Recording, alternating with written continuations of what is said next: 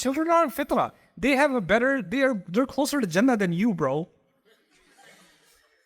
Like, Allah, don't eat those cookies, Allah will be very angry. No, He won't.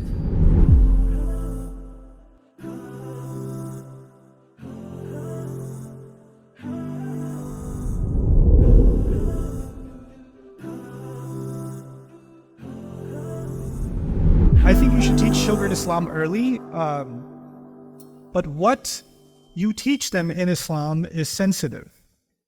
And I've talked about this on different occasions. I'll briefly mention this to you, my own view. You're free to disagree with me.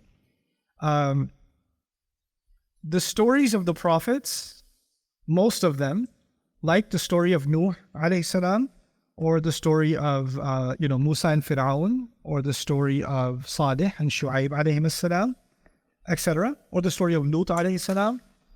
A lot of those stories are not child-friendly.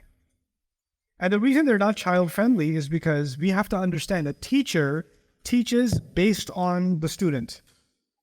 Allah revealed these stories in the Meccan Quran because the people of Mecca were acting like the people of Nuh, and the people of Salih, and the people of Shu'aib, and the people of Lut. So Allah warned them about their behavior and let them know, I have seen this behavior before in these people, and you are acting like them, so you might end up like them. So those were the worst enemies of the Prophet that were being compared to previous worst enemies of prophets. And what happened with them? Our children are now being given these stories that are actually originally meant in that first context. Do you understand? So kids need something else. Kids need a message of how much Allah loves them, because He does. Kids need a message of the story of Adam alayhi salam. That's really important. That's probably the most important. If they know nothing else, they should just know the story of Adam alayhi salam. And they should know the story of Ibrahim alayhi salam to a good extent. You can skip the sacrifice part until later on, because you understand that it's a child's brain. They can't process. Then they start looking at their dad funny. Right? But Adam alayhi salam's story, we should understand it well, and we should teach it well because it's important. Even early on, I've done 2 story night events on the story of Adam alayhi salam. You guys should watch it and do your own version of that for your kids.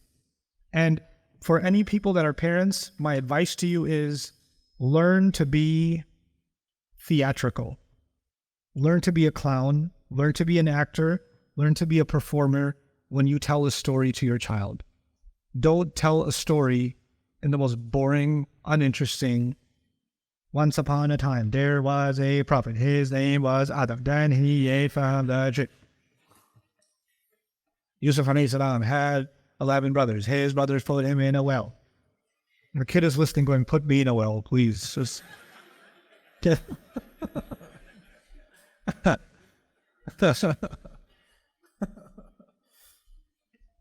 So yeah, I think that some stories of the Prophets and then basic manners, but no mention of punishments. Children are on fitrah. They have a better, they're closer to Jannah than you, bro. Like, Allah, don't eat those cookies, Allah will be very angry. No, He won't. No, He won't. Allah will be angry with you for telling the child that Allah will be angry for eating cookies. Because if this kid's brain isn't even fully developed yet, and you're saying Allah is going to punish you, Allah's going to get you, Allah's going to get you. And then mothers act like mothers are standing there, and behind them invisibly God is standing there. If you don't listen to me, Allah will be very angry. Where did you get this from? It's so self-righteous, and it's so narcissistic, actually. It's very Fir'auni. You shouldn't do it. And then some people do this so much, they get used to it, and women in their older age are telling their daughters, if you don't have my dua, Allah will never give you anything good in your life. I checked with Allah, He told me, yes. I hope you guys enjoyed that video clip. My team and I have been working tirelessly to try to create as many resources for Muslims to give them first steps in understanding the Quran all the way to the point where they can have a deep, profound understanding of the Quran. We are students of the Quran ourselves, and we want you to be students of the Quran alongside us. Join us for this journey on bayinatv.com, where thousands of hours of work have already been put in. And don't be intimidated, it's step by step by step, so you can make learning the Quran a part of your lifestyle. There's lots of stuff available on YouTube, but it's all over the place. If you want an organized approach to studying the Quran beginning to end for yourself, your kids, your family, and even among peers, that would be the way to go. Sign up for bayinatv.com.